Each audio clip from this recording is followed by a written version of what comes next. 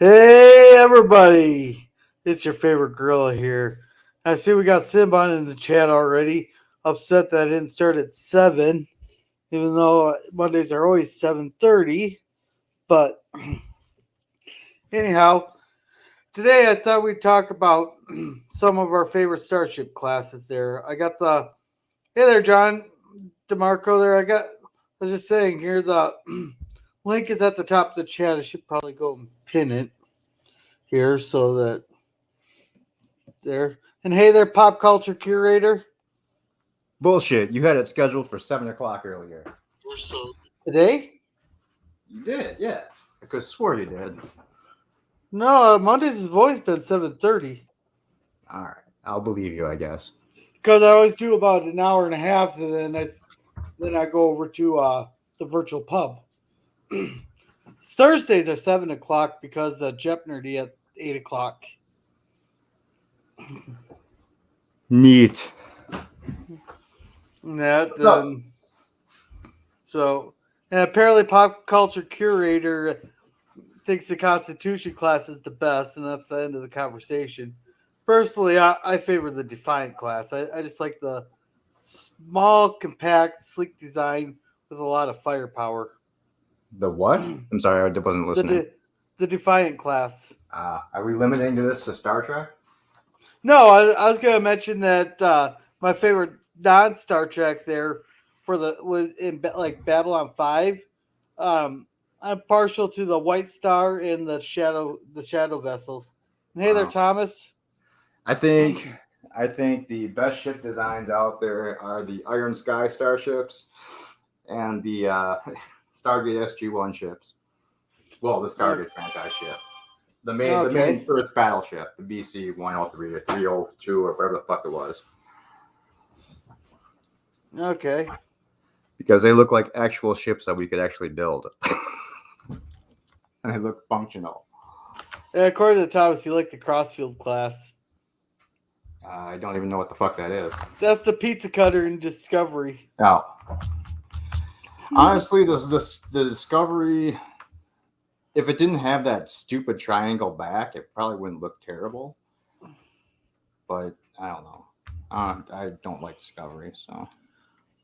Well, then you must. If you don't like the triangles, then you must not like the. Hey, Resolute. Then you must not like just, I think that I don't. It's not that it's the triangle. I just think it's the shape is stupid compared to the saucer part. It just doesn't match. It looks like something. Yeah. It just looks like a completely mismatched piece of crap. Yeah. And Pop Culture says, I like Iron Sky, at least the first one. The second one sucked. Yeah, the first one was good. The second one was stupid. Iron Sky, I'll have to watch that. That's an awesome movie, man. Then John's along the same lines of Pop Culture here, but his is the refit. Yeah, as for Star Trek, the Constitution refit is the best ship ever, I think.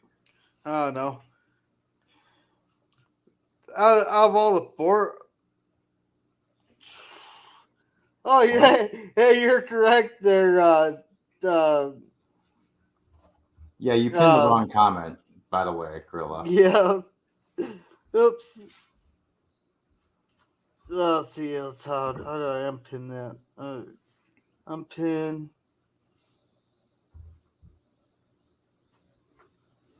I forgot. I put 2 messages in the chat. There, is that better there, Resolute? No. But all the Borg ships, I think you got the cube. That's the iconic one there. But I'm still laughing at Picard there, where they got the what would you call the vagina shaped one? It was basically just a giant diamond thing. I mean, and I really don't think it looked like a vagina. If that looks like a vagina, I don't want to see the vagina. Oh, then you look the wrong. You look the wrong picture I seen. I mean, it's a funny joke, but I mean, it doesn't look like a vagina. No, but there's an actual There's an actual like slow motion video. I think maybe it was Major Grin there, where it just slowly opens up and it just does look like a vagina when it's slowly opening up. What vaginas are you looking at, bro? Do I have to find the video and send it to you? I'll go through I'll go through it. And Thomas says he says the original design of Discovery was better than what they did, but that's like complaining poop. And according to pop culture curator, the vagina class equals no class. And welcome 47 Yorktown. And he says the Intrepid class. I don't know. The Intrepid class was all right, but I wouldn't say it was my favorite there. Well, pop culture, that was from Picard, not Discovery. Season 2 of Picard. The opening scene for the pilot, or the season premiere, whatever you want to call it. And welcome to the panel, Resolute. How's it going? It's been a day. I didn't overly flip out on anybody today. Not saying I didn't flip out, but I didn't overly flip out. As long as you got one little flip out in. Oh, it's just one of those. Yeah. Anyhow, which one was it that you? Yeah, you never did mention what your favorite ship was. It doesn't have to be Star Trek. Not Star Trek. Or it could be Star Trek or non-Star Trek. Like I said, I was partial to some of my favorites being the Shadow Vessels and the White Stars in Babylon 5. Yeah. I prefer the Earth Alliance ships for Babylon 5. The big long fuckers? The basically bricks with guns on them. The Dreadnought. Okay. Can't move worth a damn. Can't steer worth a damn, but it has about a dozen sets of plasma cannons on the top right, the top left, and the same on the bottom. Yeah. Cyber Class is pretty good too. I wouldn't put that as my favorite. Like I said, I like the Defiant. But of course, DS9 is also my favorite, so. I thought the Sovereign was a step up from the Galaxy, though.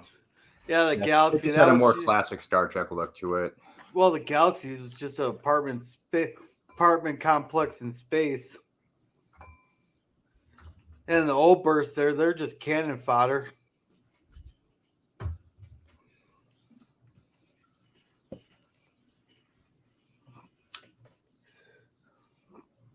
My favorite ship is the one I made in Space Engineers that Birdo Prey 5 crashed into, and he blew up and was barely damaged, and I was barely damaged.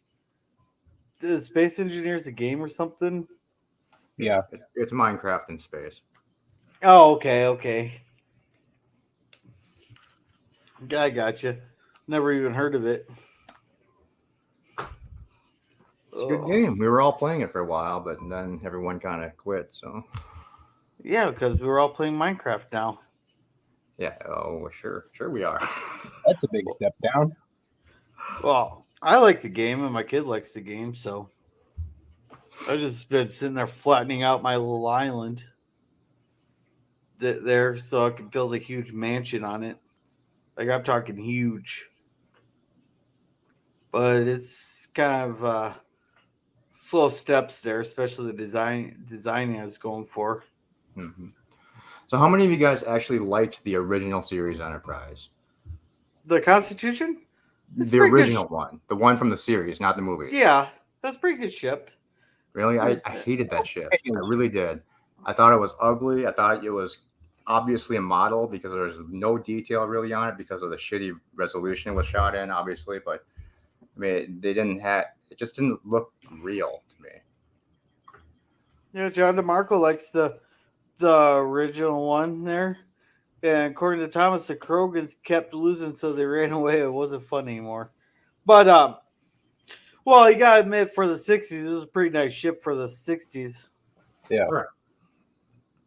But still had just that weird, like, I don't know, just the way they had it, the way they shot their movement shots too was just kind of terrible. But obviously, that's just a technology of the '60s. But when they did the refit, that's when I actually started really liking the Enterprise. I just thought that was a huge step up in design. It actually looked functional. It it actually had phaser ports and weapons ports on it, so it could actually fire at people. Compared to the original Enterprise, which literally they just had spitting shit out of what was it? I think it was like the bottom sensor dome they were shooting out of most of the time. Yeah. I thought this, and then like the sensor dish was just kind of ridiculous looking. Yeah. And Thomas, I'll check that out. Welcome to the channel, TWTG content. Then Pop Culture, he loves the original, is groundbreaking for the time. And they haven't invented motion control yet. I'm guessing that's the thing that they do. Hey, TWTG's on the same page as I am. The Defiant. I thought the Defiant was a cool ship, but I don't know. It definitely wasn't one of my favorites. Just because it was so far away from the Starfleet aesthetic that we're so used to. Oh. But you gotta admit, it's better than the Galaxy class. I don't think so. Oh. I thought the Galaxy class was just... had a purpose. It wasn't a warship. It wasn't meant to do anything except for impress people. And that...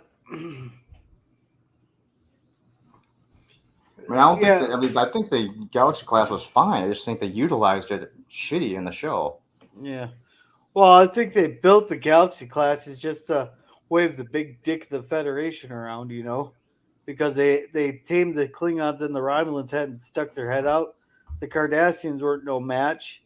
They kept the Zenkethi there in their borders. They haven't even gone near the Breen. The Ferengi were no match. They haven't even met the Breen yet. Yeah.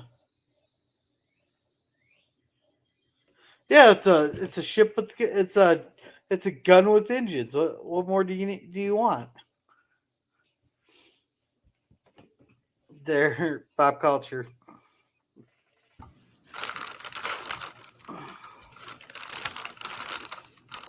Yeah, I could tell since you've done a pretty good that's a pretty good Nebula video you did today, John. I didn't get a chance to comment that because the boss was around. So, in the original Enterprise is the 57 Chevy of starships, and the Galaxy class was like a love boat except with families. Well, didn't Love Boat have families on it? I don't know. I've never really seen the show. I've heard of it. I don't really remember. I don't remember the Love Boat getting into battles and well, exploring very many places. Yeah. Well, TWTG, I think the purpose of the movie nacelles was to reduce the damage to subspace there from one episode in TNG where they had to set a maximum of 5 warp 5 through that corridor. I can't remember the name. You remember that episode where they're damaging subspace there, and they had to they made a corridor there that set the speed limit at warp 5 there.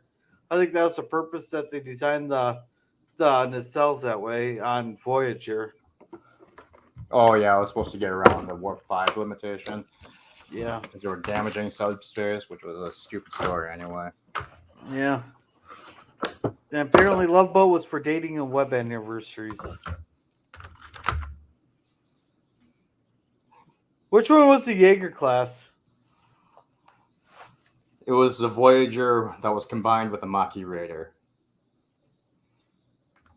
Because I don't remember that one. It was, you basically only saw it docked at DS9. I think it was like in one fleet shot, maybe one or two. Oh, was it? No. Yeah, because I do know. Okay. So it's like a like a miniature sovereign mixed with a bird of prey.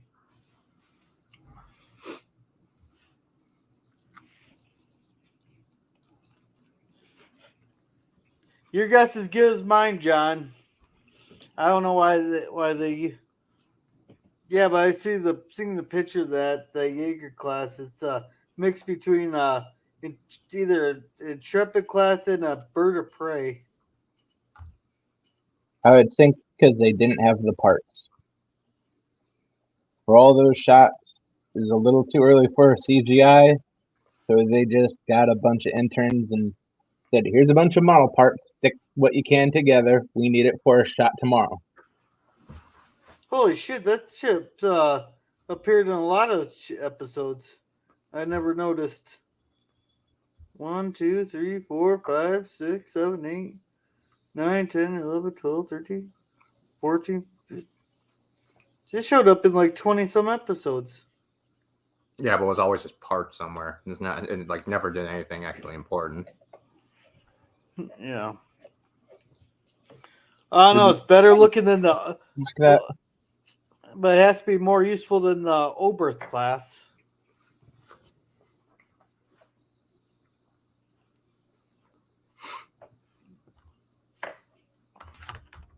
I mean, I'm gonna be honest. I don't mind the Oberth class. It works as just a short range supply ship or science vessel. Or cannon It's not a fodder. warship. So Or it's a little. I mean, it's ridiculous when you see them in battle, but Or otherwise, cannon it's not a fodder. terrible ship. They're more like cannon fodder.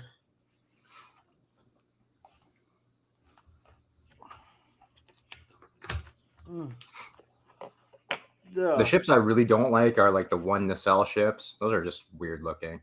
What ships are those? I don't even remember what the class was as A anymore. lot of them in STO. Oh, they're in STO. Okay, I got you. I think it's only showing up in canon, maybe in the 2009 movie, and then they might have had one in the debris field at Wolf 359 or the surplus depot in that area. But In unification. Saladin and Hermes, that's what it is. Yeah, I hated those ships.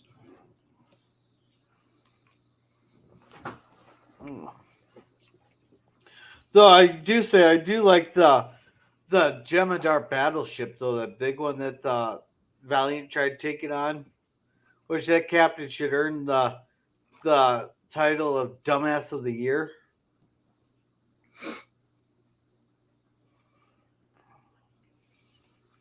All right. It just kind of looked like a scaled up version of their normal battleship, though. I think they added a few like parts to it, but a few more guns to it. Yeah, it was the normal ship just turned around with like 3 extra parts glued to the top. Yeah. Okay. It's still a nice looking ship. I mean, I'll prefer any Star Trek ships over some of the ships that they had in The Last Jedi, though. Like, every time they see a new ship, I'd be like, that is the ugliest fucking ship ever. Then they're like, hold my beer, we're going to show you a different one that's even fucking uglier than the previous one. I've never really liked the Star Wars ships. Yeah, they're all just basic wedges for the most part. Well, the original trilogy and the Phantom Menace, or the prequel ones, weren't too bad looking ships there. You got the classic Millennium Falcon, but you got those. But for The Last Jedi, it's like they went for the ugliest damn ships they could find. I still don't understand how a gravity bomber works in space.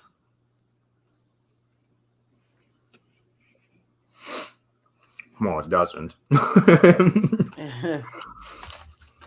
Yeah, but because have you seen The Last Jedi? Well, it could. Actually, you know what? It could. It depends. If the ship itself is creating a gravity field around it, then, something It could fall. toss the bombs in the direction of the ship. I don't know. From what I seen on in the Last Jedi, there they just opened the bombing doors and just released the clamps holding them in.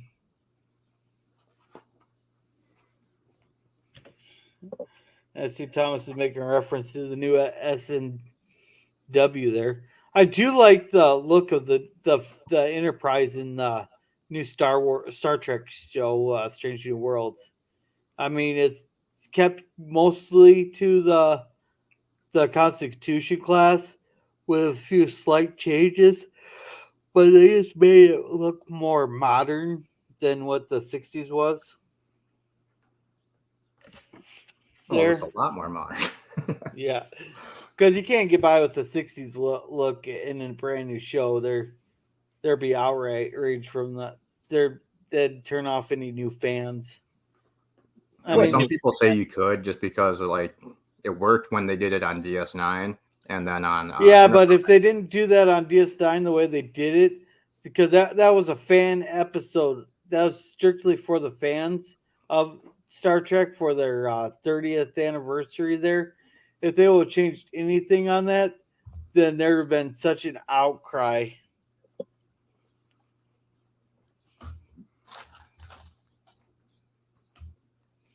Yeah, probably, Thomas. I'd probably agree with that. Warp bombs are better. Okay, here's the thing. So a warp bomb, they're guessing that I'm guessing that they figured out matter antimatter explosion. Wouldn't that just be a fucking photon torpedo? Pretty much. Yeah. Quite that up to them. They don't use big words like photon torpedo. Their head hurts. Yeah. To make it sound cool. A warp No, bomb. This no, makes let's zero talk. sense. I was talking about the JJ Trek one there. John thinks the looks of the 60 would be fine in his opinion. That the fine looks great in Enterprise. Yeah, but the problem is then you got to rely on them doing it right. That's the problem with today's writers and stuff.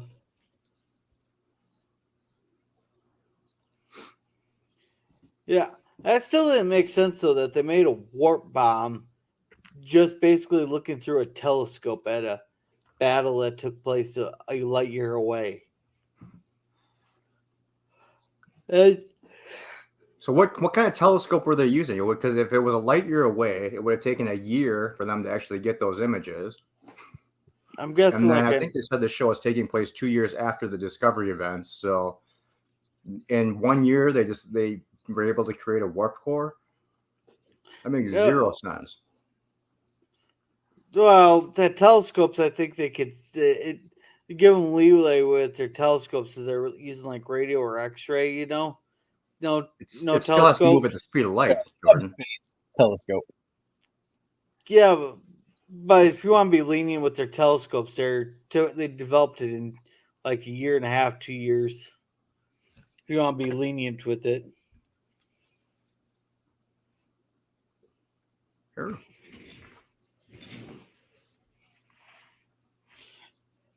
He had his gray slicked hair like he did in Discovery. His style looked just the same as he did in Discovery there, Thomas.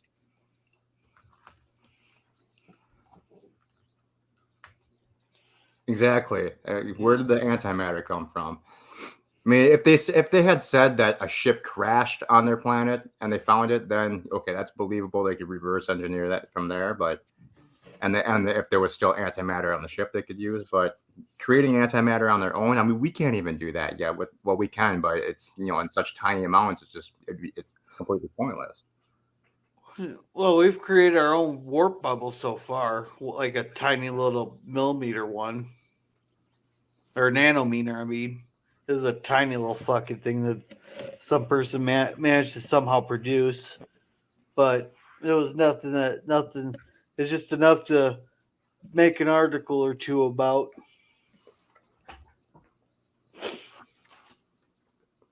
But I don't know. I got some hope for there are Strange New Worlds there. They gotta give it a few episodes because they might Abandon that right now. Just what? all that hope go away right now. Flush it away before it comes back to crush you. I don't know.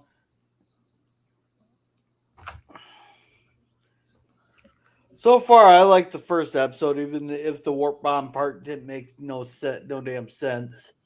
Maybe they were already fucking with antimatter. And they're maybe they're already messing with antimatter. That's right, John. That stupid Friendship 1 probe. Yeah. Oh yeah, I remember that probe there. They, that's so. No, how did they use the photon torpedoes to clear up the atmosphere? Because I remember they used photon torpedoes to fix their mess. What? Well, they use the torpedo housing, and then they tech something up to clean out the atmosphere. They used the quantum thingamabob, Yep. or was it the what you may call it resonator? One of those. The planet on Voyager? Yeah, and Well, of they course, have ballistic missiles. yeah.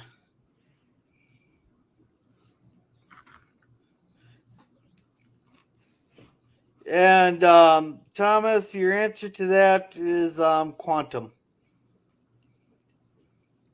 The war started on January 6th, Thomas. No.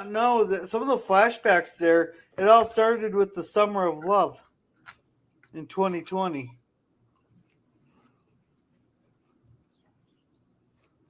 I'm guessing they found someone who made made torpedoes similar to their photon torpedoes, and they just kindly adjusted them to make them photon torpedoes.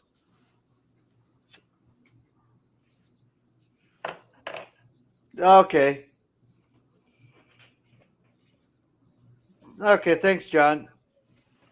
That helps there.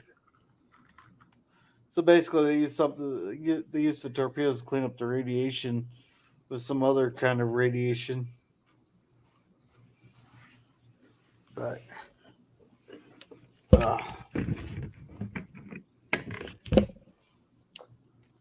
but no, they showed clips from the. I rewatched the clips that Pike was showing to those aliens there, and they did show some of the BLM riots. Oh, sorry, I suppose we were supposed to go with the fiery but mostly peaceful protests.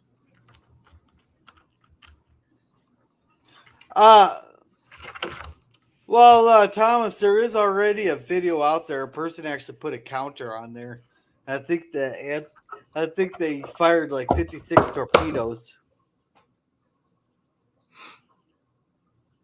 I assume they would just trade for components that they would need to make their own torpedoes anyway. I mean, they were out there for 7 years. Yeah.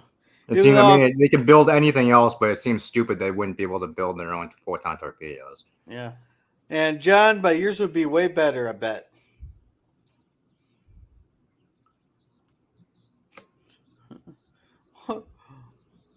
Well, 47 Yorktown, your guys' Civil War would be just like a bunch of like those kids that just sit there and use both hands to slap each other in the hands kind of fight. You guys know what I'm talking about? Unless hockey gets involved. Oh yeah. They will kill each other over hockey. Yeah, don't you guys settle your conflicts out on the ice rink there by throwing each other into the walls of the hockey rink?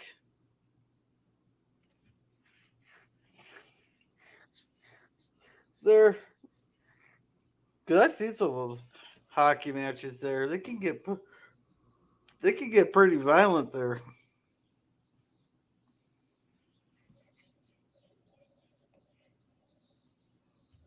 Yeah, words are violent. Silence is violence also.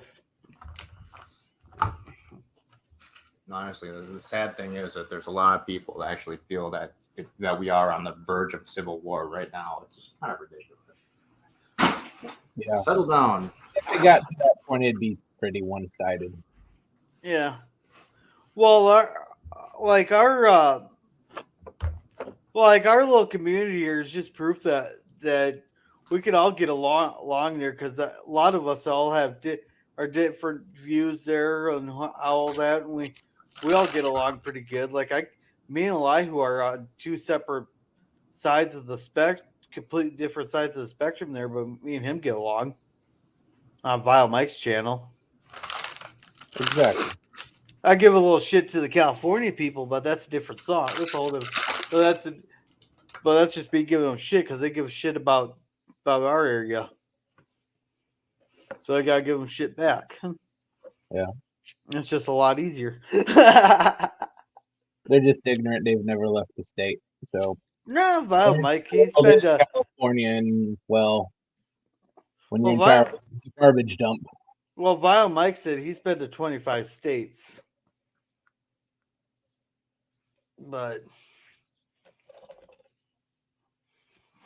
I don't know. I've been to quite a few states there. I'd like to move out of Minnesota, but I'm kind of stuck here. At least for another 16 years. Yeah, it'd be almost 16 years. I'll be stuck here at least where I'm at. For at least 60. Are you in prison, Jordan? Sorta. I got two kids. No, I'm just kidding. Yeah. So, and plus my house is already paid off. So That's a big one. Don't want to walk away from not having a mortgage. Well, I suppose it helped a lot that I bought the house for my parents. So.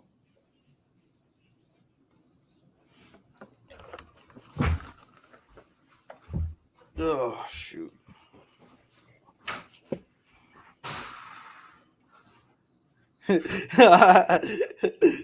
According to 47 Yorktown, he is. They're working on nuclear hockey sticks. That sounds like a CIA project right there, or that like the Black Ops projects, or the Black. And yes, according to Thomas, I am in prison. I'm just a good boy, so they allow me internet privileges. Oh. I kind of wish that we could see more of the Enterprise J, though. Instead of just that small little section there. I honestly don't want to see the Enterprise J. I think it's stupid. If you thought that Galaxy class was huge, I mean, that thing is stupid huge. Yeah, that was half a system long. Well, could it be considered a carrier? Is beyond a carrier. Yeah, it was like it was a small country. And then king size it. Yeah. I still kind of wish that, like, during the Dominion War that Starfleet would have made a ship that was like really big and had like 50, 60 photon torpedo tubes on it with a shit ton of phaser banks on it, and just be like, fuck everything in that general direction and just start firing like crazy. So you basically want the scimitar. Yeah, just fire a shit ton of stuff and be just like, fuck everything in that general direction. Well, I mean, it wouldn't even have to be that big because I mean, the Nebula class had 4 torpedo tubes on that big back thing, plus probably 2 at the bottom. So I mean, that was a pretty good torpedo ship. Well, they had like, did the Sovereign have like 15 or 16 torpedo bays? No, I had 2. I think that many phaser banks. Oh, Yeah. okay. I thought one of the ships had like 16 photon torpedo or torpedo tubes. It's the Kira class I was thinking of. Yeah, that had a shit ton of torpedoes also. Yeah. So yeah, I wouldn't mind. I mean, they don't need giant size to be powerhouses for firepower. I mean, the bigger the size, also the bigger the targets. I mean, yeah, that's where me and Indy were talking about when we were talking about the Galaxy class there, when they make Galaxy wings during the battle in Sacrifice of Angels there. I was like, well, if they know that the Galaxy class are the command wings, that just makes them a prime target for the concentrate the firepower, because you take out the Galaxy wings, you destabilize all the communication and the coordination of the ships that are supposed to be attached to that wing. True, but I mean, they would have an entire fleet surrounding them and protecting them from that. I mean, it's the same thing as with modern day warfare. Right now, the fleet, the fleet is commanded by the command carrier. So I mean, everyone's going to go after the carrier. Yeah. But they have ships that are keeping it protected. Yeah. Same thing with the Galaxy wing. Yeah. I mean, the Galaxies were probably just being used as command and control ships. Yeah. Hey, Andy, your nose must have been itching. We just mentioned you. Or is it yours that itch when someone's talking about you? No, it's your nose. Your nose itches. Your nose must have been itching there, Indy. And welcome. We all know you just love the Galaxy class there, Indy. We know that's your favorite. What do you guys think is the worst design flaw of Starfleet ships? Those big, long, thin targets right at the back. That's one, yeah. That'd be one. Basically, if you take that out, the whole ship goes kaboom. Yeah. I always thought that the bridge right at the top of the saucer was stupid. Okay, according to John, there the Kira was, it's not canon, but the Kira was supposed to be like a carrier with 15 torpedo launchers. No, Indy, we're talking about I was talking about when we were talking about the Galaxy class, how they turned into targets and that. I don't know if you remember that conversation. And apparently, Thomas says the biggest flaw is the crewman named Matthew. But I think so. Like, I know the biggest flaw, like for the Klingon ships, are the ones that have the long necks. And the bridge right out in front. The neck is really weak. But I think the biggest weakness is where they put the bridge right at the top, that little dome there. Like if I was an enemy vessel, that's where I'd concentrate power on. And I think all ships have that problem. Yeah, the bridge should be more inside the ship. They don't need the observatory window. And then Starfleet's kind of the worst offenders, though, because I mean their bridge is on top of a giant circle, so you might as well just paint that saucer section red and white, and just have it just be a giant bullseye. And then not only that, to keep all their officers on the bridge. Yeah. Well, that's actually something I was going to bring up. It's actually, I was thinking of Strange New Worlds and how stupid it was to have only 3 people operate a starship. But now that I think about it, you probably only need like 8 people to run a starship anyway, since the command crew does absolutely everything on these damn ships. Yeah. And according to John, the warp core injection is always offline. But they always magically... No, that's true. The ejection system? We know that the Voyager one works because they ejected it, then the warp core got stolen. Mm-hmm. In that one episode. And the dumb Riker maneuver. Yeah, just... which one? Are you talking about lifting his leg over the chair to sit down in it backwards? Throwing a warp core at somebody to stop a weapon. Oh, or the listing slightly to the right.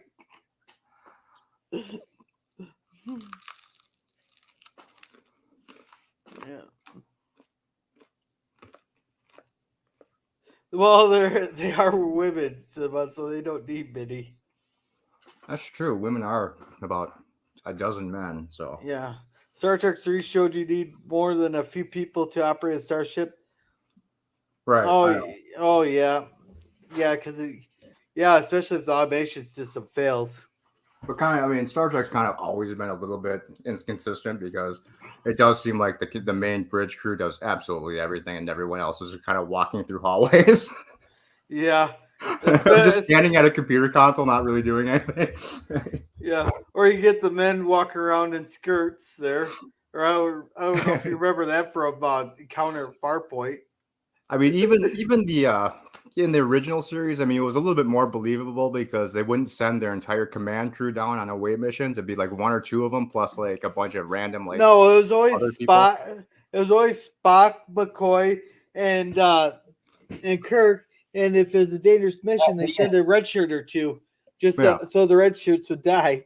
But they always have extra people, so it wasn't like always the bridge crew. Yeah. Which seems completely. I mean, like in Voyager when they were constantly beaming Paris down, it's like, why would you ever beam down your helmsman? I mean, what possible help could that guy have? Well, when the first officer hates your guts. Well, look at they always sent McCoy down to a planet when they didn't need a doctor. There's quite a few episodes that they didn't need a doctor, and they sent McCoy down anyhow. Right. Like the perfect one is the terrain train episode, or however the hell you say his name, Trelane. Yeah, Trelane.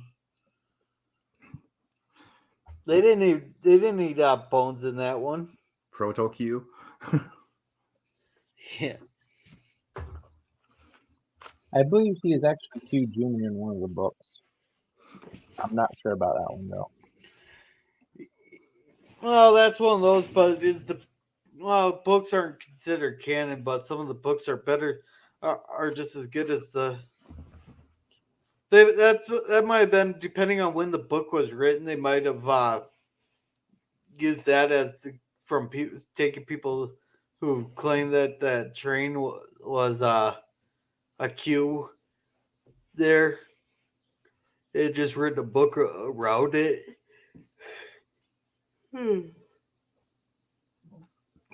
Because I think that's what some of these books are. They listen to a lot of these conversations, and then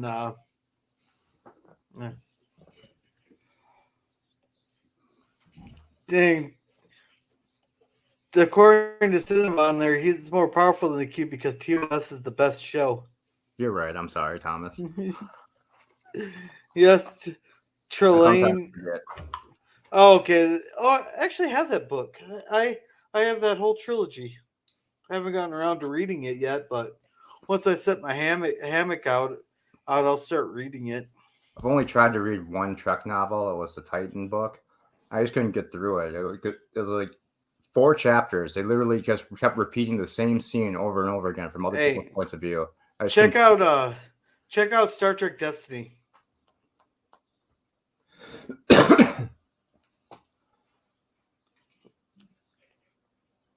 Are you sure about that, John? Here, I'm gonna be right back.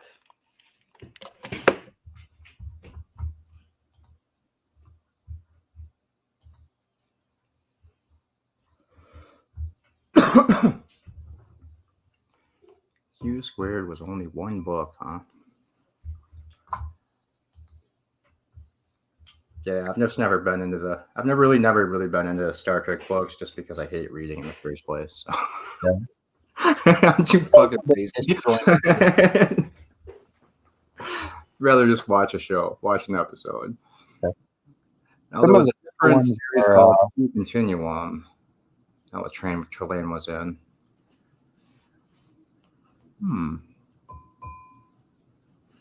They got 2 real good ones. It's not Avatar, but something like that. Okay, I'm back. Comes back in. Yeah. And then you have an arc, real big arc, where they have the Typhon Pact. Mm-hmm. Yeah. Okay, John, I figured out where my mistake was. I got the Q Continuum books here, and the books are Q Space, Q Zone, and Q Strike. And there's apparently a love novel called Q and Love, too, or Q and Law.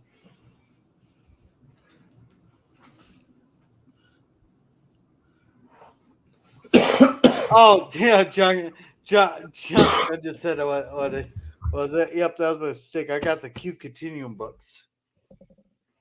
So,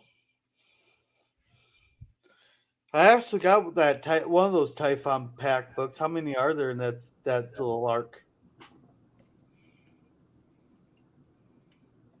What? Oh, sorry, the Resolute there. I thought you said something about the Typhon Pact.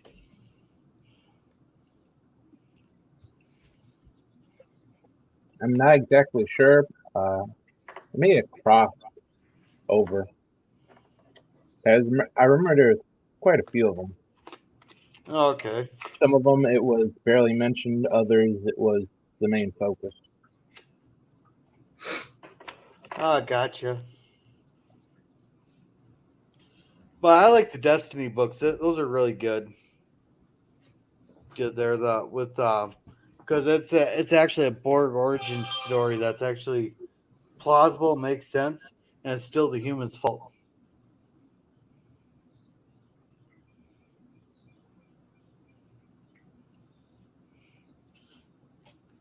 I don't Q think should I've read have said anything. something about Janeway to Seven in the last episode, like ask if she was single.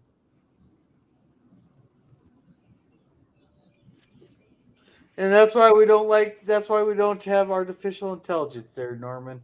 Or I mean, Indy.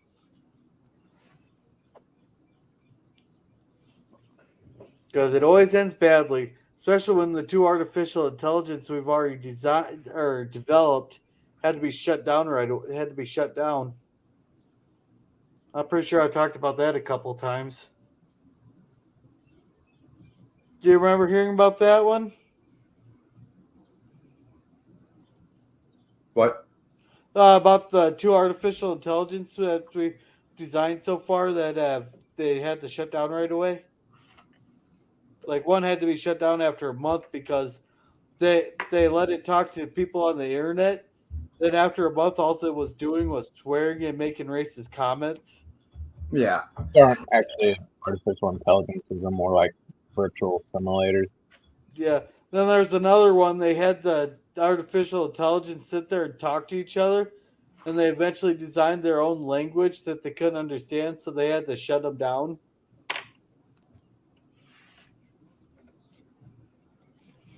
Oh, I forgot about the Prometheus class with the multi-vector assault mode. No, he's talking about LDG's thing. Oh, does LDG have some kind of artificial intelligence thing? It's his it's this whole free the net thing that he wants to do. Project Prometheus.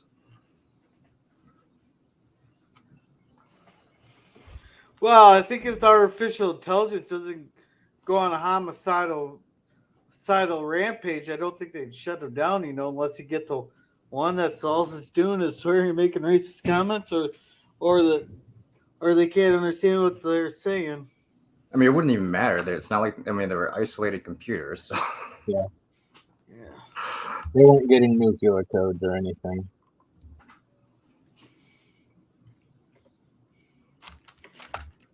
Well, they could.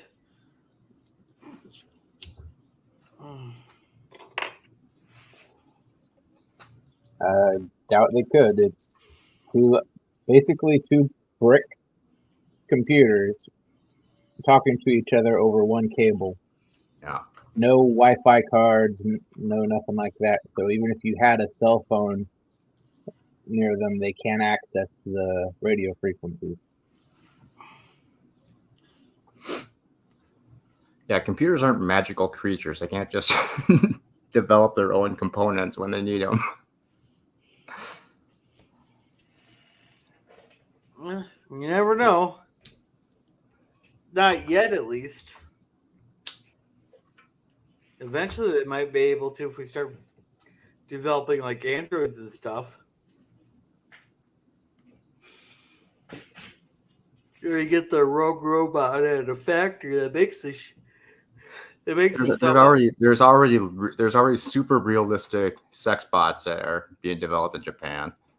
Yeah, you would know that, Cinnamon. Fuck yeah. Put my pre-order in. Oh, I couldn't even dream of affording one of those things. What are they, like $1,500 or more? I have no idea. I haven't looked into it. Oh, look at it this way: it's cheaper than a wife. Right, true. There you True. go. It could be like that movie Sex Doll there, or no, not Sex Doll. There's one where it was a really craptastic movie. It'd be great for craptastic Sunday night movies where the some German engineers they made this realistic looking sex doll that do anything that you wanted it to do, but then it's like some U.S. senator there. It's like, oh God, this guy plays a lot of like principal roles. I can't remember his name right off the top of my head, but he ordered one from Germany there and it fell off the truck, and these two kids came across it. It was so funny. That movie was so funny, but I can't think of the name off it right off the top of my head.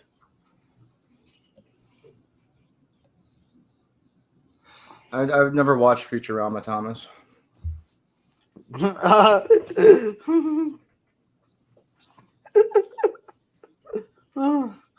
Well, Thomas, they do really want to reduce the population, so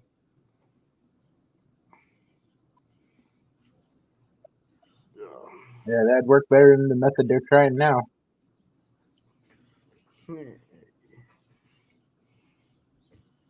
oh, The whole sex box thing seems to have worked for Japan. The age of their population is skyrocketing, and the population total is diminishing quickly. well, you can expect the population to crash when we stop having 10 kids apiece. Because if you think, we were talking about this with, I think I was talking about this with Carla, maybe, that if you think about it, our great grandparents all had like anywhere from 7 to 10 kids. Then, like my grandparents there, they both had like 5 kids in that. And now, most of the kids nowadays, they have maybe 2 or 3. Well, my sister has 4, like I got two of them. I know a lot of people with just 1 kid. The big difference there is nowadays your kids survive. Yeah, and you Your don't need the grandparents, you don't need them to farm the kids, land. 8 of them dead by the time they're 20. Well, if you think about it, having 10 kids too to do all the farm work, we don't need that no more with automation. Because like a lot of that was with they needed like 10 kids just to do all the farm chores.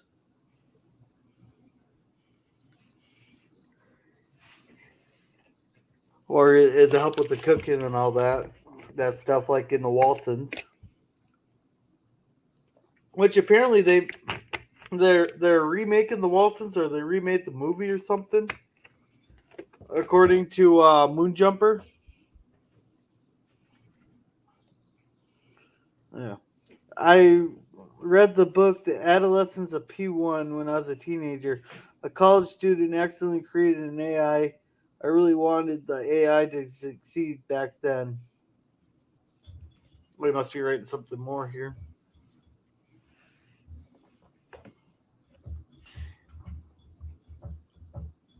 Yeah, but oh, there it is. Read it again after working with computer software throughout the book. Well, if you really want to get creeped out, read 1984. That'll really creep you out, especially with what's going on these days. That wasn't required reading for you? 1984? Yeah. No. They had me read that in 8th grade.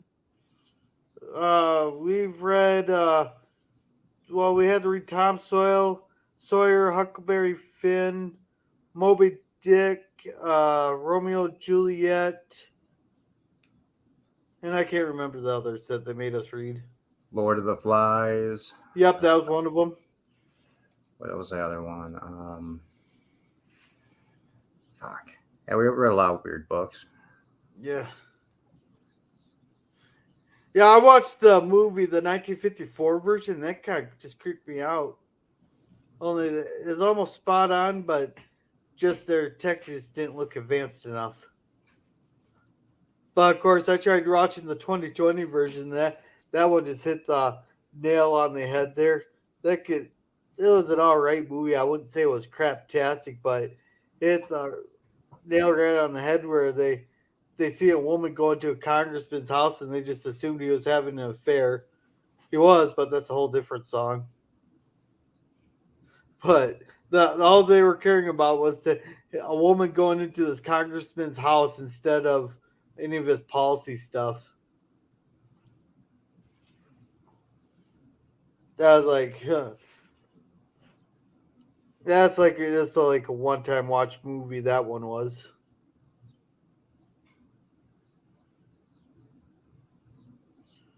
I never found 1984 to be creepy or anything like that. Well, compared to what's going on these days, I guess that's new for the rest of you, but that's the way the Seattle area's been my entire life. yeah. But Going see, to there's school there, it's like they freaking modeled it off of freaking 1984. yeah. It's surprising why they let it actually had us read it when I was in middle school. And according to John, Animal Farm, that one vaguely sounds familiar. And then your school had books that weren't textbooks. Yeah, when Yes. I was in school, Thomas, we had to go to a place called a library and use this thing called a card catalog. Oh God, you are fucking old. All ours was digitalized like really early, and like all ours got digitalized when I was probably in elementary school. I still remember the Oregon Trail there. I'm laughing at a lot of these kids that are playing like all these games, especially when they stream them online and stuff. I was like, you guys would not even make it past the Kansas River in Oregon Trail. The Oregon, I think, was basically programmed to make you fail. Yeah. I don't know. I passed that game. Well, yeah, no, you could, but it took like 900 tries. Your character kept dying of dysentery. Yeah. Yeah, it's like 3% of the possible combinations you can choose was evil. I wonder if they have that on Steam. No, they don't, but there's a version of it on in the Apple Store. I don't use Apple. It's probably in the Yeah, in the whatever with the Android store too. Yeah. because they came out with a version of that. I don't know, 5 years ago, something like that. Yeah. Because Yeah. I miss some of these old games that I used to play all the time, and then they just quit making them. Like I remember, I don't know how many hours I spent playing Alien X, and that was only 5 levels. So I don't know if you guys remember that game from Shockwave, Yeah. but man, that was a fun ass game.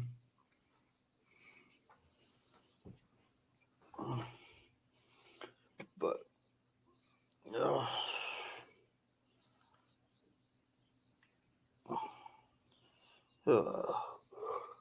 so what else is there to talk about? All right, if you could have one technology from Star Trek inside your house right now, what would it be? Holodeck. Yeah, I'd probably go holodeck too. Give me But a then few. I'd literally never leave. I'd become the ultimate shut-in. In 2001, my world cultures teacher had to tell people ignore Germany being 2 countries in the textbooks. that must have been You're being very, very good for updates. yeah.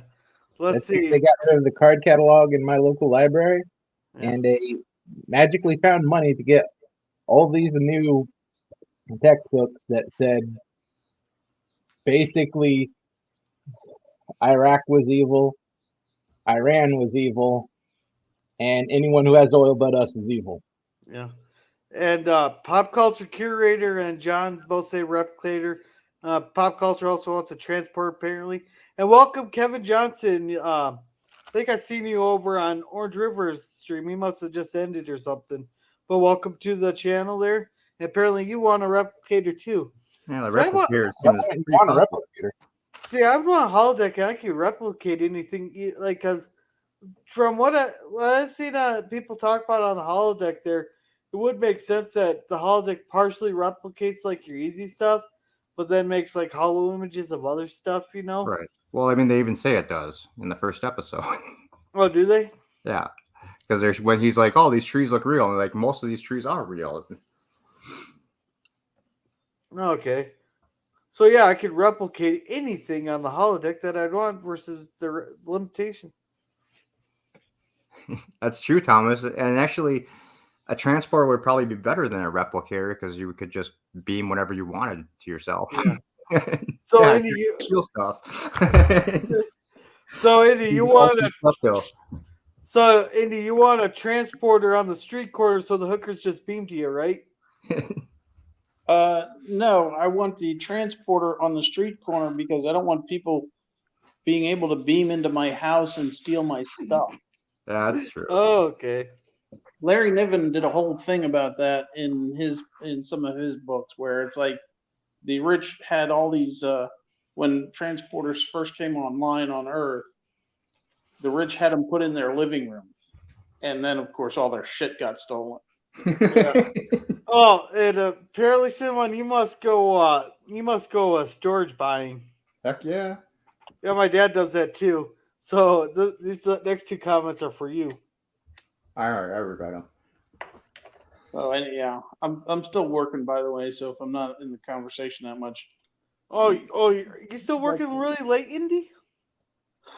I am tonight because this one project got kind of put on me last minute because I guess the client needs it in a hurry. So I got put on it like last week, and it's due today. It's apparently due today. Yeah. So okay, thank you for that, John. John, I might actually go check that out here once the virtual pub ends. And pop culture, you don't need transporters for that. They already use the sidewalks. I think they already have them, and all the transporters lead to San Francisco. They beam all the crap there. Too bad they won't beam them to a certain person's front steps.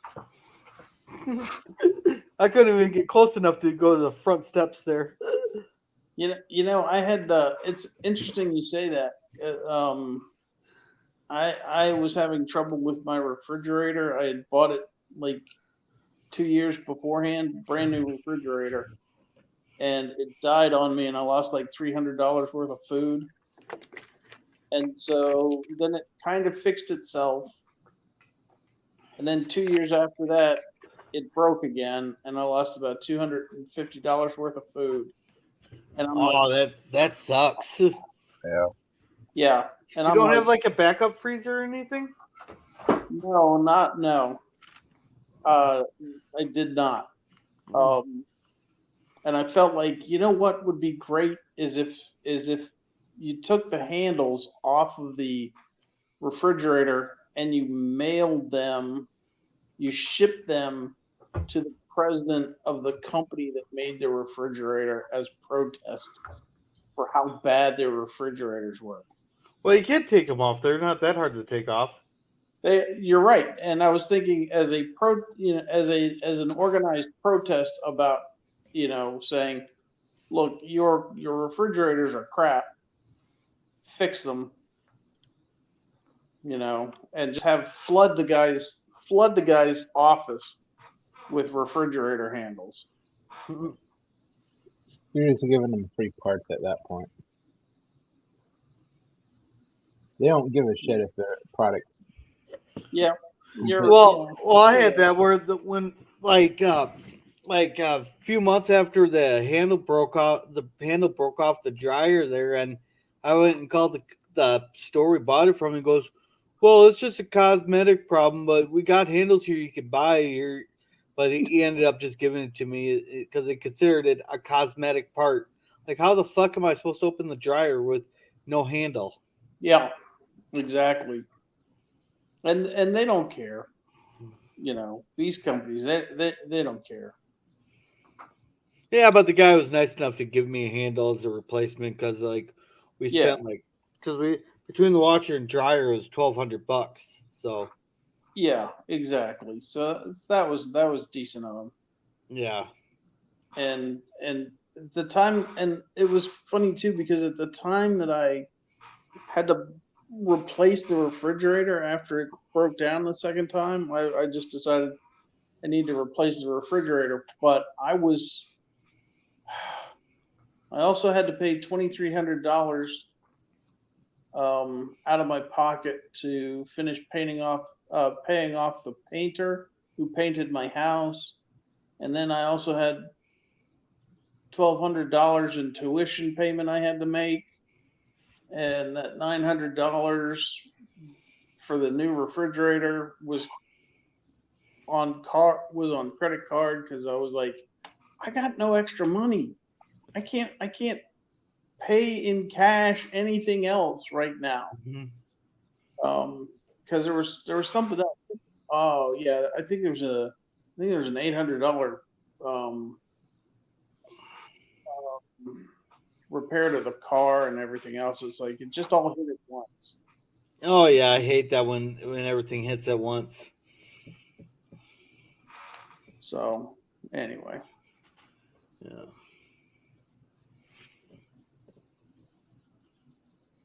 I still think it's funny though, Indy. You popped into the chat like literally right after we mentioned your name. Like yeah, literally, literally like 30 seconds after I mentioned your name, all of a sudden you I, popped into the chat. yeah. I was just there. I was just there on Orange River, and he was wrapping up. Oh, I was And on there for a while. I was there for a little while. yeah, I saw your name um, pop up there, and then I was like, you know,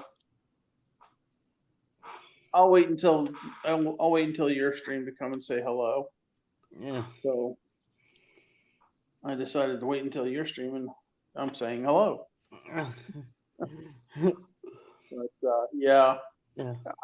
you know, there's several people who I really enjoy listening to. He's one of them. Yeah. And John's one of them. You are, Yeah. and Salty. There's just several. Oh yeah. You know, the only thing I was listening to him for a little bit too today, just because he popped up in my recommendations, but and it wasn't bad, but the one thing I don't like about some streamers is when they start trashing other streamers for their opinions. It makes no sense to me.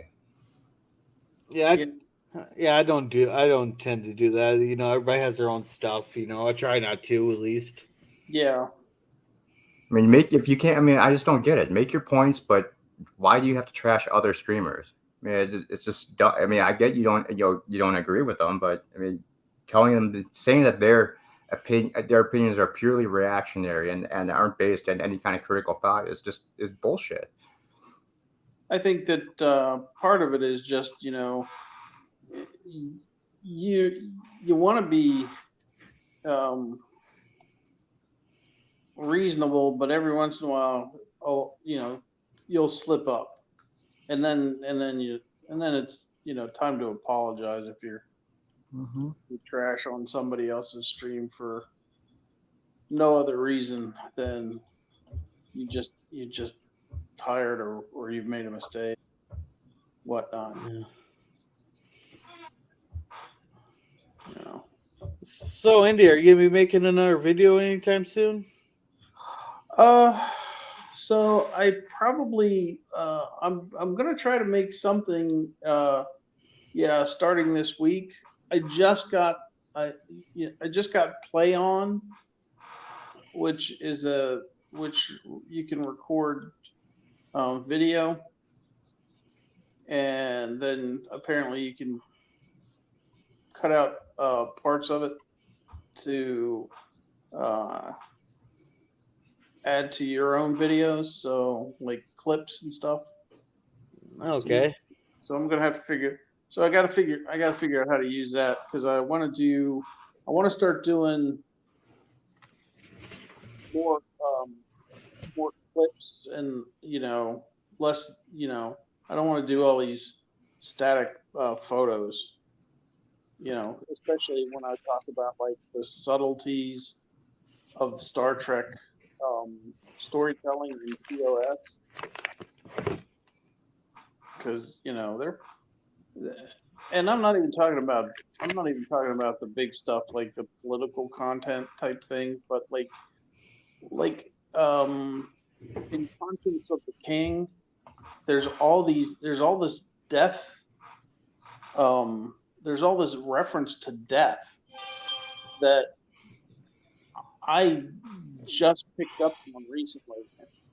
I'm no expert in storytelling, so it might be obvious to some people, but it certainly wasn't obvious to me until I watched it for the 100th time. You know what I mean? I'm just not an expert in storytelling, and so it takes me a while to pick up on these little subtle things that they that they do.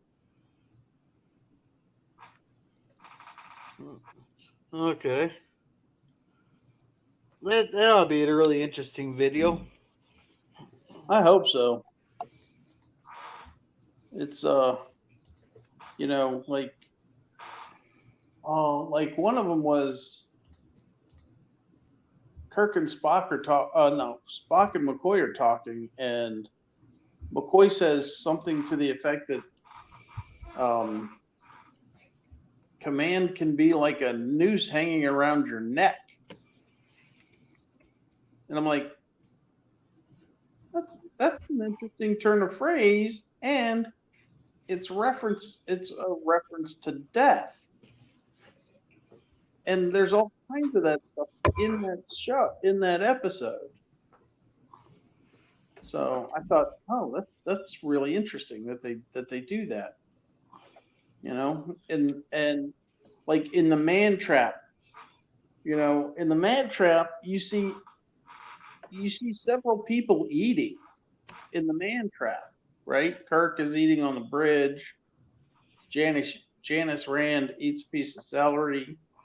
Sulu is eating, and it's like, and you don't know it, but the salt vampire monster is, at the time you don't see it, but the salt vampire monster eventually is the one it's eating. That's what it's trying to do.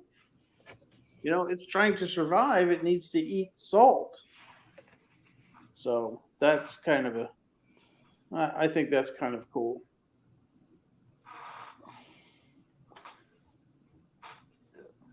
How did they defeat the salt monster again? I forgot. McCoy shot it with a phaser. Oh, Well, after they could have just brought it down to the mess hall and gave it a salt. Yeah. After Spock beat the shit out of it. Yeah, after Spock hit it several times across the face. He goes, good. Yeah, because it was using the image of McCoy's lover, past lover or something. He goes, Yep. Could she resist this? And then, I never understood why they hold their hands together to hit each other. They did that in the two-fisted punch. I don't know. Yeah, they did that in TOS, and they did that in DS9. I'm not sure if they did that in TNG, but you think that take away from the effectiveness of the punch by having to hold both their hands to swing. Hey, you yeah, can't I don't actually know. fight somebody like that. Yeah, I don't know, but it's funny that it actually shows up in the very first episode that's ever aired. Is the two-fisted punch. They did that a lot back in the day. It's more photogenic than just rearing back and throwing straight at someone's face. Well, Kirk did that plenty of times too. The one-handed punch to the face. Yep. Yeah, the haymaker. There's no.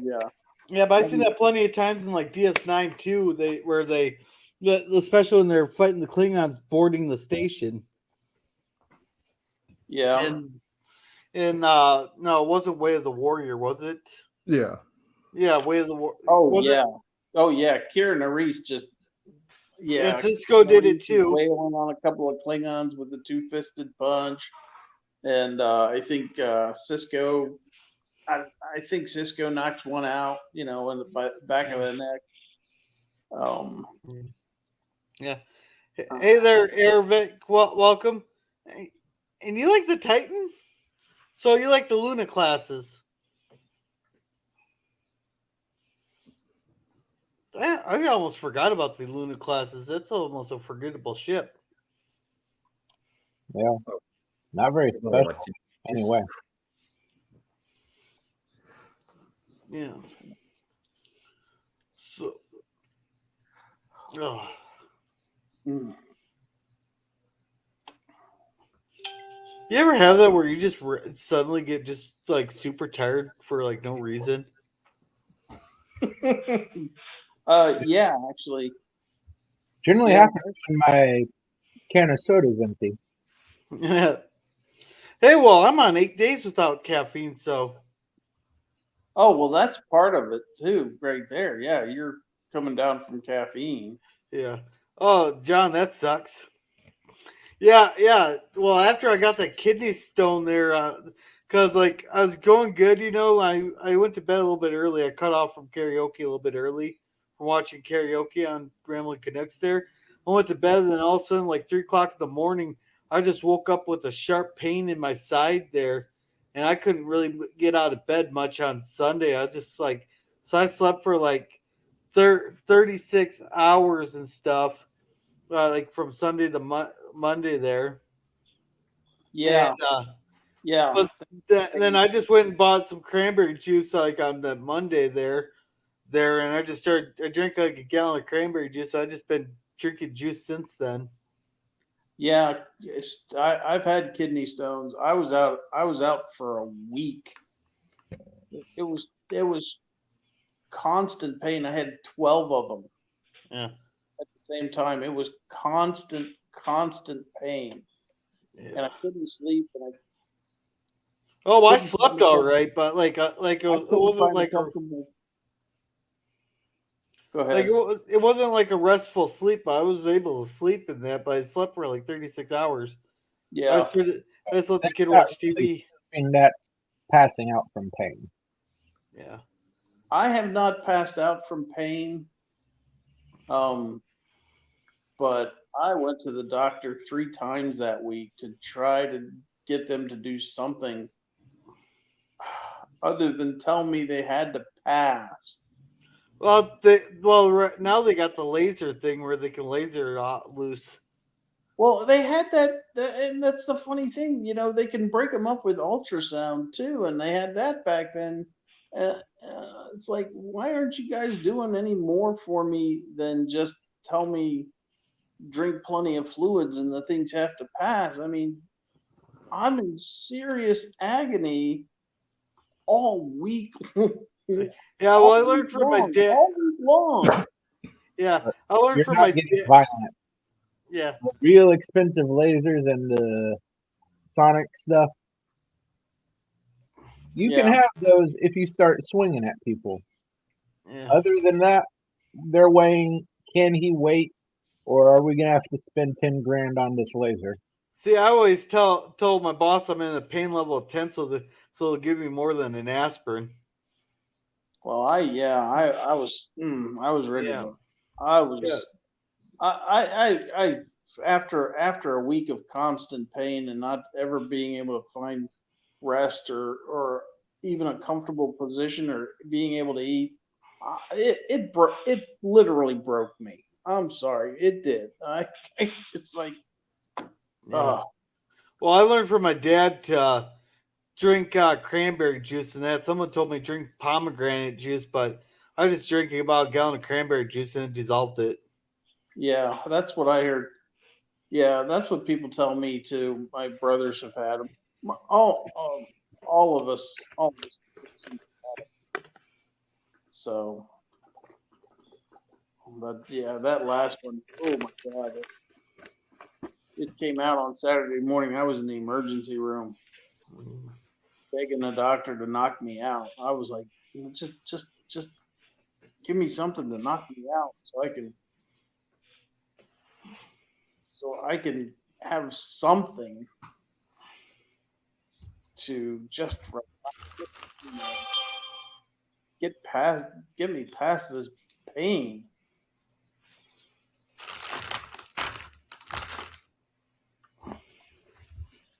But she didn't. Yeah. Yeah, so I'm gonna try to kick my caffeine habit. Anybody who knows me, I love my caffeine. I'll tell you what helps a little bit. It's um is um sparkling flavored water, You lost me at sparkling. because it's like a soda, but it's not a soda. You know what I mean? Sounds like tonic water. You ever had those like clearly Canadians? It kind of is. I mean, it's like club soda or any of that or any Yeah. other. Well, club soda is what I did to prank the people who put like Sprite in there and lift their cups unattended. They pissed me off. 'Cause I used to work at a restaurant for 14 years. That's so funny. We had a waitress there that really pissed me the fuck off. I can't remember what she did, but when she went back on the dining room, I went and switched out her Sierra Mist with tonic water. She learned her lesson real damn fast. Yeah. The other waitress, she learned real fast too. When I was outside having a cigarette on my break, and she comes in and tells me to hurry up so to get those dishwasher going. So I lit up another one on her. I spoke two of them right there in the parking lot. She never told me to hurry the fuck up again. Yeah, I can see that. Yeah. Hey, and we got LDG in the house. Welcome, LDG. Hey, Pickles. You gotta tell us what ship you like, Pickles, or you have to leave. Yeah. Connie, all the way. Original series. Yeah. Well, Eric likes the new Stargazer, but he didn't like I the liked old all one. the I liked all the new ship designs. It was just too bad that they were literally wasted on 2 fucking shots. Well, at least they didn't do what they did at the end of season 1 in Picard. Their copy and paste. Well, yeah, that was terrible. Yeah, we got 200 ships here, all the exact same fucking ship. And hey, the Romulans all have the exact same ship. I don't know if have you guys seen any of these stuff that's that they've posted for season 3 yet? No, It looks pretty good. It actually, the ship stuff looks pretty good. Yeah, and LDG that was predictable right there. That was totally predictable. But I think the show might be a little bit jarring because they're going back to the old style LCAR system too. So I don't know. It might be like a weird mismatch. It's all gonna be it's a member berries because they're bringing all the old crew back too for member berries. What the hell does LCAR stands for? Library, computer access, something. Oh, Retrieval John system. can tell us. library computer automation retrieval. Or something like that. Yeah, I've heard it. I just couldn't remember. Yeah, library control access retrieval, maybe. I think the A stands for access. Mm. And so apparently, this season is self-contained too, and they're not continuing. They said they're not continuing it next year. Yeah, and that the show is actually picking up almost a year and a half after the events of the end of this season. And apparently, Girardi's not coming back either, so making her the board queen seems completely pointless now. Here you go, Indy. There you go, Indy. Okay. The library computer access and retrieval system. Yeah, John, that actually might be a good. That might be it might be a good time to do another category in Jeopardy about abbreviations in Star Trek. Yeah, I'm still like the idea of having like the the dumbass of the week category there. And you go through the episodes there, and you got either named. They named the episode. You got named the dumbass of the week. Have like a Valiant there. You got that captain. What's his face there that tried to take on the Dominion battleship by himself and an unexperienced crew. Yeah, like the kid on the Reliant who decided it would be a good idea to try to continue the mission after the senior officers had all died. Yeah. Just, Or go recruits. or this character would still be alive if this didn't happen. You got name how a character died. You got to guess the character. Arabic, the USS stands for United Starship, and the NCC is like non-commissioned ship, I believe. John can fact check me on that one. No, they had said that Gene Roddenberry said in one of his interviews that it was a combination of the N numbers that are on aircraft and the CC numbers that were on Soviet aircraft. Okay.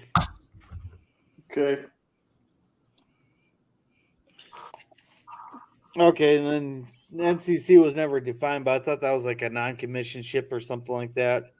But yeah. No, I don't think they ever really came up with anything that. Yeah. Yeah, story-wise, I said anything about it. Yeah, and TOS, they've said both United Starship and United Spaceship too. That was a TOS thing. Kirk said both of them. Yep, that's the truth. But I thought they did define NCC one at least a couple. Or wait, that's the it's like. Oh, I suppose the NCC gives the registration, so it's the registration thing. So I wonder what the NCC would stand for registrations. No clue. I'll Google it here.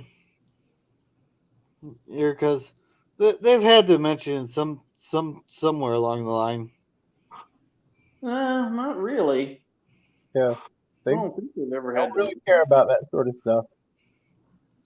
Yep, it's just some random thing that they assign to put in front of a hull number of a ship. That's all they did.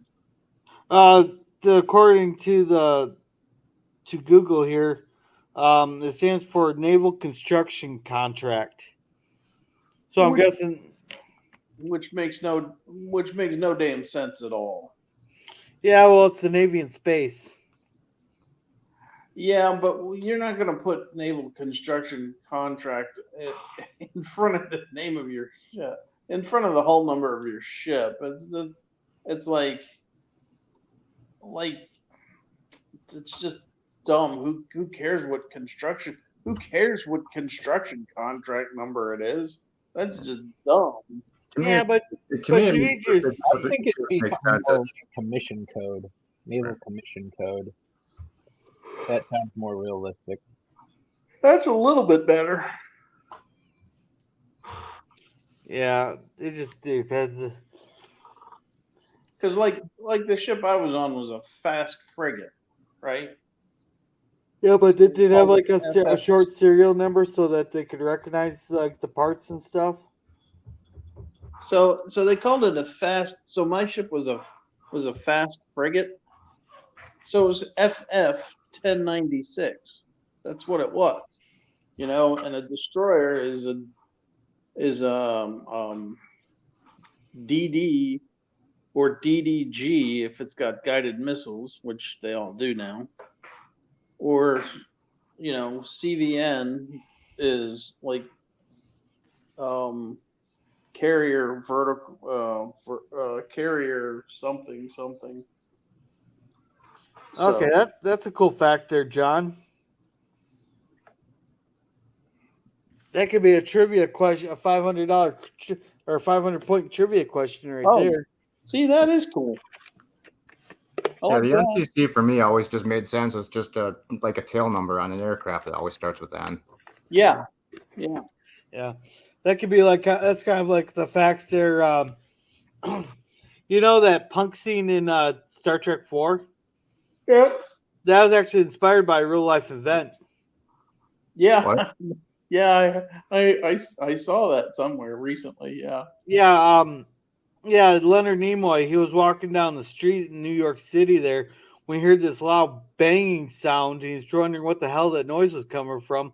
He walks around the corner. There's this punk kid with a big old boombox on his shoulder. They're playing really loud music. And he goes, "Oh, I just wish I could neck pinch this kid right now." And that's how that came into the movie Star Trek 4. Yep. Yeah. That's a good story. I like that. Oh my gosh, I'm so tired. Yeah, I'm tired too. And I start work at 8. Yeah, me too. And, Yeah, but you're an hour later than I am right now. yeah, so it's Good. It's just turned 10 o'clock. Yeah. Yeah, because you're right in the you live right where the first nuke's gonna fall. Yep. You sure do. Yeah, at least you're in the blast zone, so you don't have to suffer. Actually, I'm not. I'm in the I'm in the fallout zone, not the blast zone. Because I don't live in DC. I live outside of DC. Well, you're within 30 miles of DC, aren't you?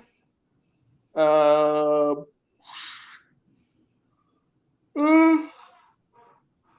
yeah, maybe. Yeah, so you're in the blast zone because Oh, actually, you know what? No, I would definitely get hit because because there's a couple of forts right by me. There's a couple of military bases. I'm actually bracketed by military bases. Thanks for that. yeah. Hey, at least you won't suffer. Yeah. You won't be the one sitting there streaming the coast going, "Help! Help! Help!" Help me. Please help me. Because if I was gonna, if I was getting, I would rather be in the blast zone than in the fallout zone. Oh yeah, because you're right. It's over in a minute. Yeah. Oh, you got not even a minute. It's not over in 30 years when you're dying of radiation. Hey, you don't have to walk through the streets going, "Help, help," and there's like 10,000 other people screaming the same thing. Yep. Oh, excuse me. Yeah, I'm doing the same thing. And Salty must not be streaming tonight. I don't see a post for his thing.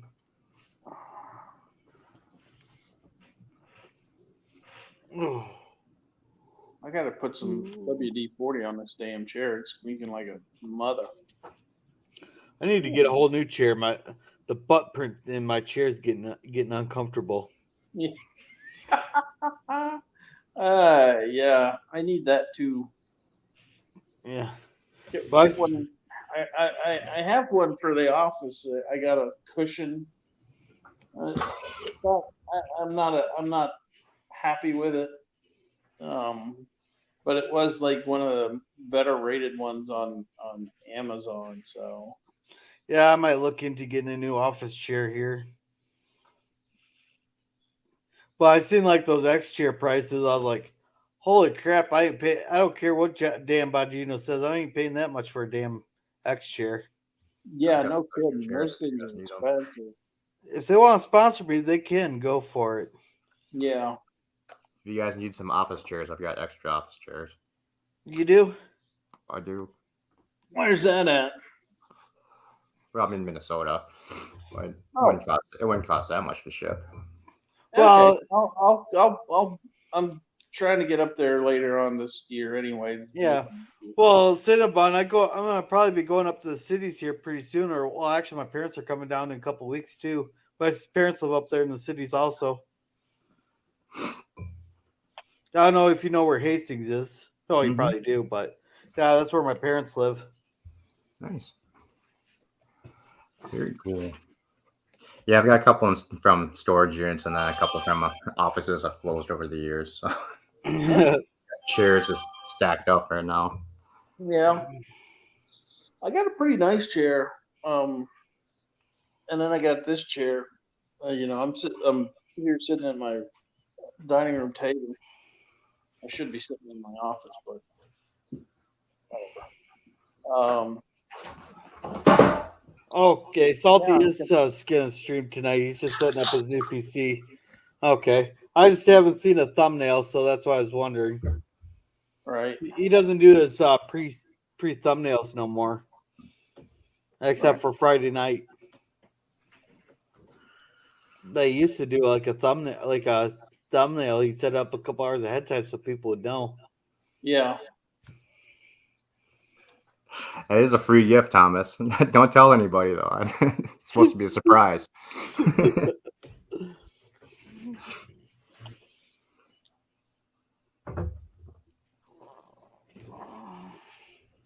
You know, I'm actually glad though that I've only found women's sex toys and not men's sex toys. That would be disgusting. Hey, Cinnabon, in all fairness, some of those could have been men's because, some men like those, Yeah, that's true. Thanks, Jordan. You're totally welcome on that one. We got to be fair on this. We So I should stop smelling them. Really? Oh God! have to be fair about this. Really? Well, I gotta be fair just so YouTube doesn't make it go. Oh, you're discriminating. It's actually going pretty good, Eric. I just got an email that they're shipping another shipment. So hopefully the replacement parts I've been waiting on for a month are coming in this shipment. If not, then I'll have to call and get those replacement parts. But I'm at the halfway point now, so I'm thinking of doing doing a live stream review, just because I've got a lot to say about this thing. And Good or bad? not well. I mean, some good, some bad. I mean, well, it's probably mostly bad. It's all bad. It's just bad. Yeah, it pretty much is. I'm very disappointed with how just the build quality of it. I mean, if you go to the website, I mean, it literally says in giant, big, bold letters, die-cast metal model. Well, half this thing is over half this thing is fucking plastic. So it's not really a die-cast model for one. And the lighting, the lighting solution for it is just ridiculous. It's just a lot of the panels don't fit correctly right now, so it's just pissing me off. Well, what did you really expect? It's the modern day equivalent of a mail order chess set. Yeah, I expected Eagle Moss to be a little bit more on top of things, but unfortunately, no. You give them way too much credit. I mean, if you take out all the lights, everything fits fine. So that's pretty much what I'm thinking of doing at this point, and then just doing a strip lighting solution of my own. Because I mean, having literally like 100 fucking wires in there, a light bulb for every single panel, one to two light bulbs actually for every single panel. So I mean, it's just a ridiculous amount of wiring that goes into this thing. I'm still not convinced that the actual saucer section is going to sit on top of the engine, on top of the secondary hull, and not just fall off. I have no idea how that's going to even connect yet, and it's got to have some ridiculously strong magnets in that thing, or else I have no idea how it's actually going to connect without falling off. And that stand that they sent is just sold separately supports for the saucer section. Yeah, and they don't. That's the whole thing. And every picture they show it, sitting connected. And when you look at it, and I just can't figure out how that's going to work. It's got 4 tiny little connector points that are metal. So I mean, it's got to be magnetic. But I mean, those have to be some really strong magnets. So that saucer section. Right now, I've just got the top of it done, and it weighs probably a good 5 pounds already. Mm. Well, I hope so, Eric. I really do. But I think it's going to take some severe modifications to really make it really, really cool. Yeah. Well, if you know how to do it, then yeah, you can make the slight adjustments that you need to make it Yeah. work. I mean, it's not going to be slight adjustments, but I mean, the thing is, you shouldn't have to mod something that expensive. It should work. It should work.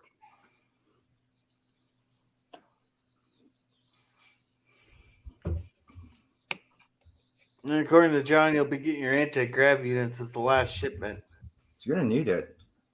There's no way there's no way it's going to sit on that crappy stand that they sent me. Well, maybe it will. The stand is a piece of shit, complete stamped aluminum, as thin as they possibly could make the support legs. It weighs maybe 2 ounces, 2 or 3 ounces, and it's supposed to support a ship that weighs probably about 7 to 10 pounds. No way. Wow. That doesn't sound right at all. No. Just by the weight alone, the ship will fall over. Exactly. They're just setting you up for the upsell later. Well, I bought the better stand for it, but I mean, I haven't gotten that yet. That's supposed to come with shipment like 20 or something.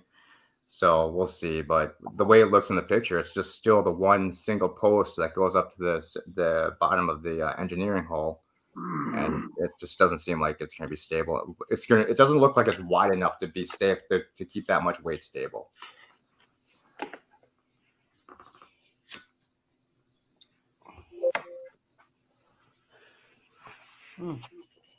It might be the Troy version. Yeah. Oh, that's a good one.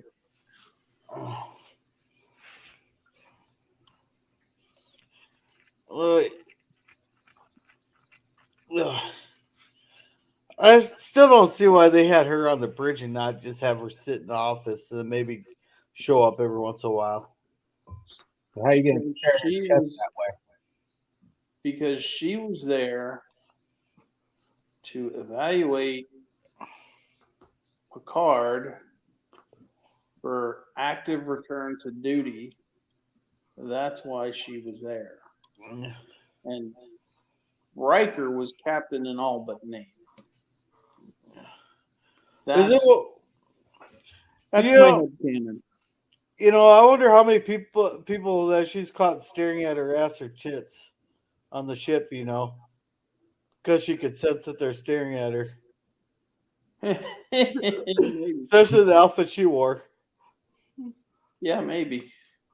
She'd have to sense it past Riker's complete perv mind. Yeah. So my theory is this: Picard after Stargazer, something happened on Stargazer that was so traumatizing to him that he adopted British persona, even though he's French, because he doesn't want to look at himself in the mirror. But I thought it was established canon that the French language died out and was taken over by the British. I don't remember ever hearing that. I don't think they ever said that. Yeah, but John here makes a good point too. French culture died out. They didn't say what replaced it. And then, well, this is my theory anyway. So something traumatized him so badly that he adopted this persona, so that he didn't have to look himself in the mirror. And again, my theory is that he actually did have a son that was on Stargazer, and that son died. So after 9 years of therapy, Admiral McCoy decides that it's not working, so he assigns work therapy, and he assigns Beverly Crusher to the Enterprise, Deanna Troi to the Enterprise, and he gets and he talks to Will Wright. He talks Will Wright into serving aboard the Enterprise because in the very first episode, we see that Deanna Troi and Will Riker can telepathically communicate with each other, right? So those two are there evaluating Picard's ability to take command again. Yeah, that sounds And like that'd be a good video for you to make. it will be. It's going to be a series actually. Yeah. And Worf is Picard's security blanket. Riker is captain in all but name. And so they needed a first officer who had no ego to be a second officer. So that's Data. And the Crushers are there as catalyst to make Picard face the trauma that he had. Yeah. And so and surprisingly, when you watch the series with that theory in mind, it's surprising how much evidence there actually is to support it.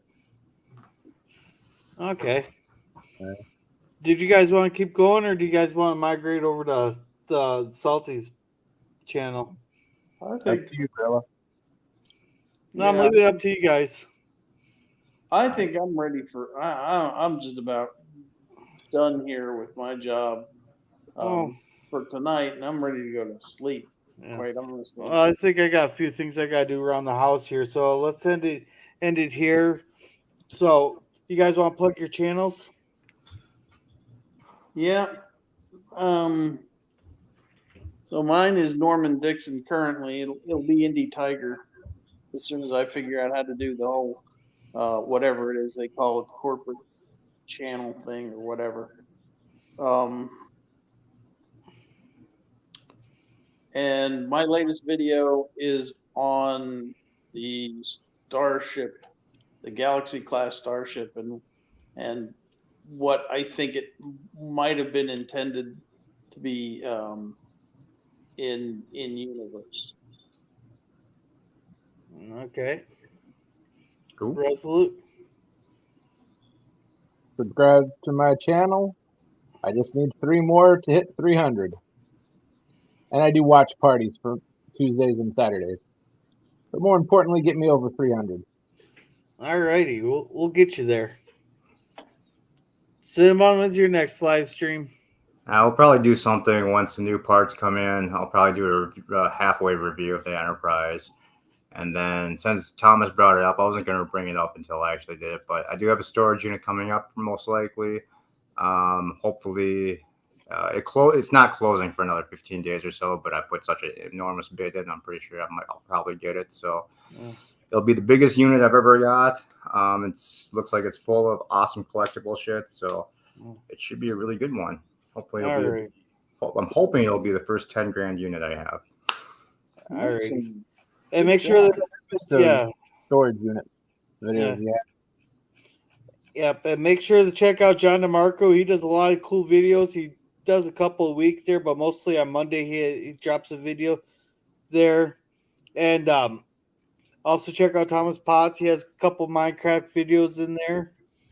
LDG, he does a couple live streams a week there at least, or if not, like 3 or 4 at least.